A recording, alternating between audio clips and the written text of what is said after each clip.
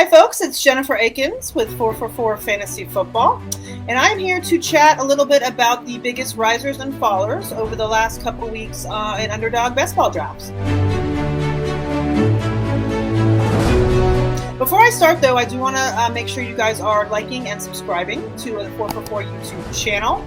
Also head on over to 4for4.com and check out all the incredible content that we have.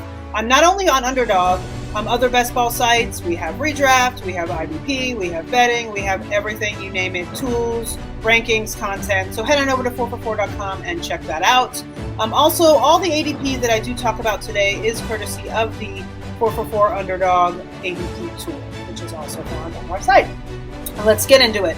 First, I'm going to go over the risers over the last 2 weeks, basically July, on Underdog drafts. First guy, not surprisingly, is quarterback Baker Mayfield. He was an 18th rounder. He moved up 20.8 spots to the 16th round, so almost 2 full rounds. The Cleveland Browns traded away Mayfield for a conditional 5th round pick in 2024. A considerable upgrade for the Panthers at quarterback. He has a solid duo in wide receivers, DJ Moore and Robbie Anderson. I think that Baker makes for a decent QB2 in best ball formats. Right now, he is the QB 22 ranked on 4for4, and he is going as the QB 26 on Underdog. So there is some value there. I suppose that his ADP will continue to rise as training camps get going and as the draft season progresses. Second guy in the riser category is wide receiver Nico Collins for the Texans. He was going as a late 16th rounder. He is now going in the early 15th, and he has risen 23.1 spots, so just under 2 full rounds. Not really sure why people are jumping on Collins now. I've been on the bus for Nico Collins this entire draft season in 2022. He was right behind Brandon Cooks last season in both targets and receiving yards as a rookie, while missing 3 games and only being on the field for less than 60% of the snaps.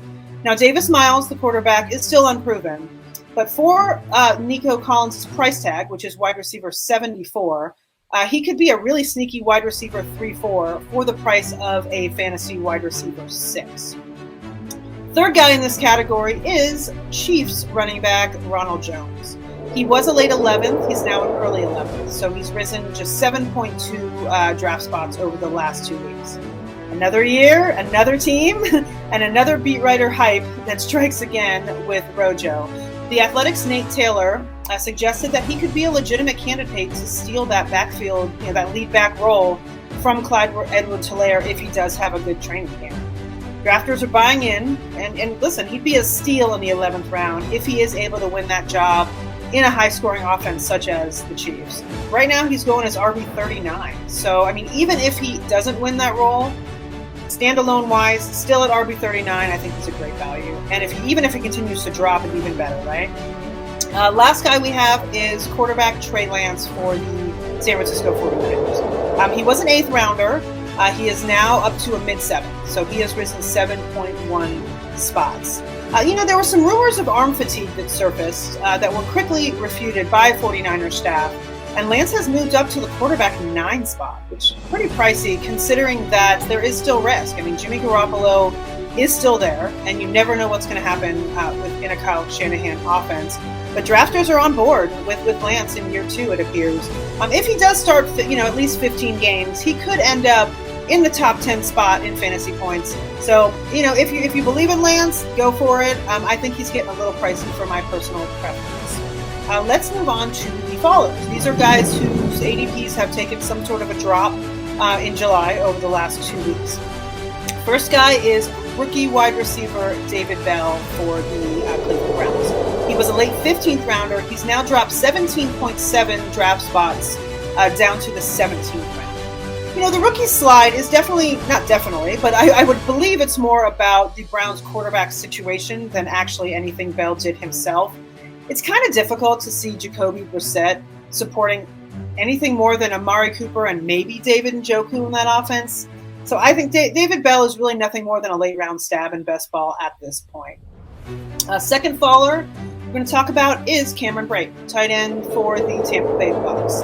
He was an early 15th rounder. He's now slid to the late 15th. He's down 10.5 draft spots.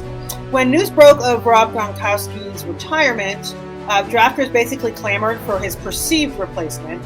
Since then, Bucks.com writer Scott Smith has come out and said that it's actually rookie Cade Otton who's kind of the better option as that, one-to-one replacement in the Bucks tight end room, and drafters took notice.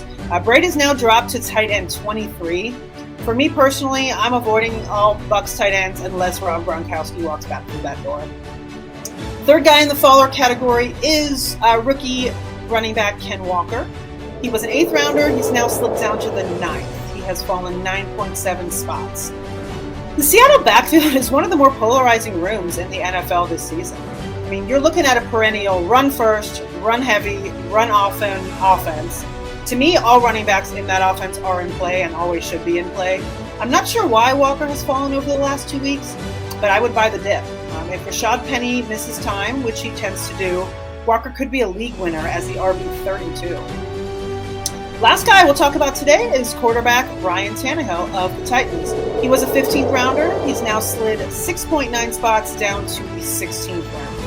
I don't think anything specific happened with Ryan Tannehill or the Titans over the last couple weeks, but listen, the Titans are going to be very run heavy. The offense is going to go through Derrick Henry, as it always does.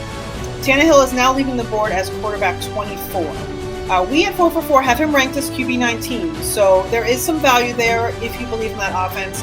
I would see him as maybe a QB 2 or QB 3 in best ball. I don't think that offense and Tannehill himself are going to score enough fantasy points this season to warrant drafting him in redraft leagues.